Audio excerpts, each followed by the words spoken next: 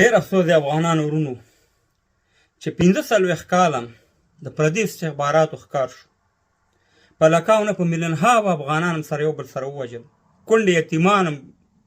جوړ کړل، وطن هم د خاورو سره خاوره کړو، ذلیل او تباه شو په دنیا کې. تازه د بېنظیر بوټو چې د پاکستان پخوانی صدراعظمه وه، اوس مړه شوې په رښتینې دنیا ده، د افغانستان په باره کې څه ویلي، د دې 15 کاله جنګ په باره کې څه ویلي، چې موږ څومره د پردي استخباراتو دا جنګ د چا و،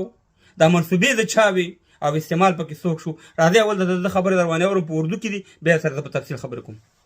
तालिबान वो मुजाहिदीन थे बहुत थे ना, पहले CIA थी, फिर ISI बनी, फिर मुजाहिदीन बनी,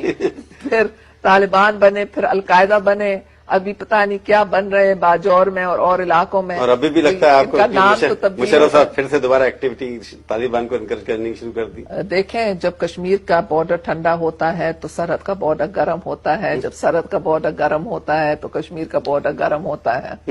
न कश्मीर को लगता है अभी ठंडा है बॉर्डर आपको। हाँ, इसलिए वो अफगान का बॉर्डर गर्म है। واورېدل افغانان ورونو، دی په اردو ژبه کې وایي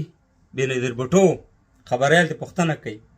ورته وایي چې مجاهدین یا نور طالبان یا پلاني د کم دي. دا د دې د خولې خبره دې تاسو ترجمه کومه، ځکه که ما وکړ خو زما ونه خو د کفر ټاپه لګي.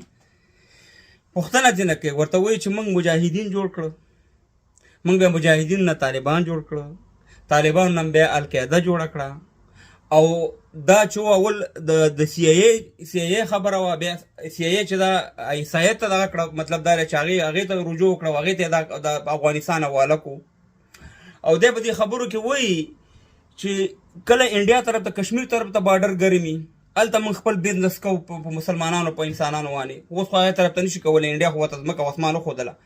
بیا یې وایي چې موږ پاکستان چې افغانستان طرف ته کوم بارډر دی یا ډورنلینډ کرښه ده، موږ یې په افغانستان کې دغه جنګ ګرم ساتو چې موږ ته پکې ډالر راشي او زموږ ملک پرمختګ وکړي. یعنې د افغانانو وینې همداسې چټي په چټي د پښتنو وینې تویېږي. زه په دې خبره نه کوم چې د بېنظیر بوټو څه وایي، یعنې دا 100% کې صحیح وایي. زه په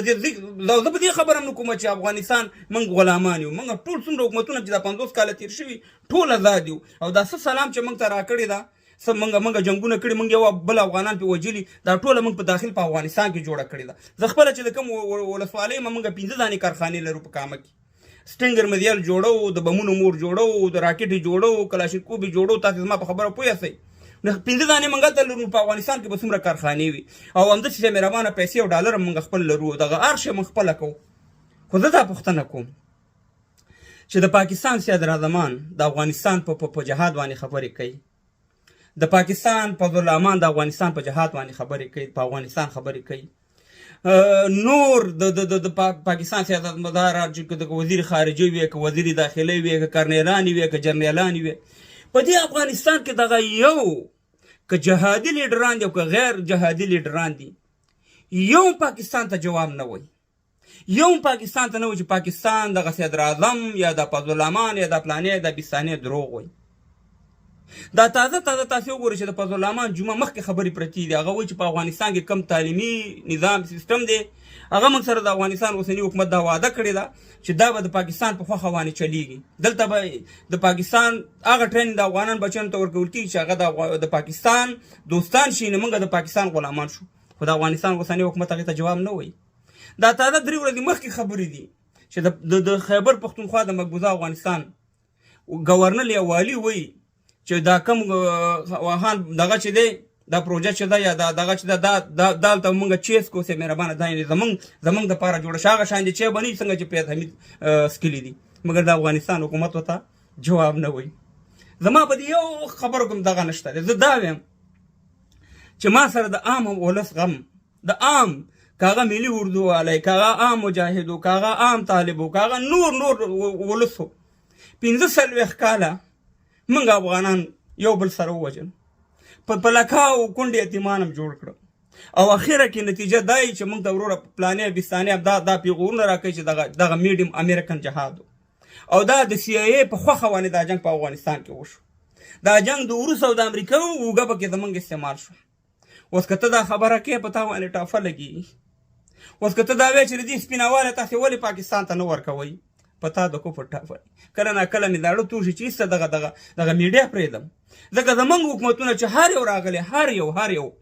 په دې 15 کالو کې چې موږ لیدلی دی داسې رواني داسې کوک داسې سیده نه دي چې ته ورته وایې چې سیده لاړ شه ته خبرې مه کوه چې نظام کمزوری کېږي ته غلام یې ته خو د نظام خلاف یې دغه څومره مشکلات چې دا موجوده دي په افغانستان کې قسم په خدای دی چې زه د افغانستان واکدار شم چې په یو میاشت کې دا ټول مشکلات حل کوم دغه ټول مشکل به حل دی د افغانانو خو د بدبختانه چې هر یو په چوکۍ وانې کینی هغه بیا نه د ولس په قصه کې وي او نه سي مهربانه د ولس په تبه چلیږي نن چې دی عام مجاهد هم غرق دی عام طالب هم غرق دی عام ملي اردووال هم غرق دی کاغه د ډاکټر صاحب نجیب د وختو کاغه د جمهوریت د وختو کاغه د طالبانو وختو کاغه سي مهربانه د مجاهدینو د وختو دغه د جنگ تاسو ښکاره دا خبرې کوي چې دا جنگ سی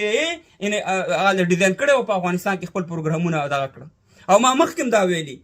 چې په افغانستان کې هر یو حکومت راځي چې موږ امریکایانو سره خبره نه کړي قسم په خدای لکه هغه حکومت اوچلیږي ځکه موجوده امریکایان سره پاسه صلح هیوادونو ته پیسې ورکوي په هغې کې افغانستان هم دی نو خبره درته دا ده چې ولې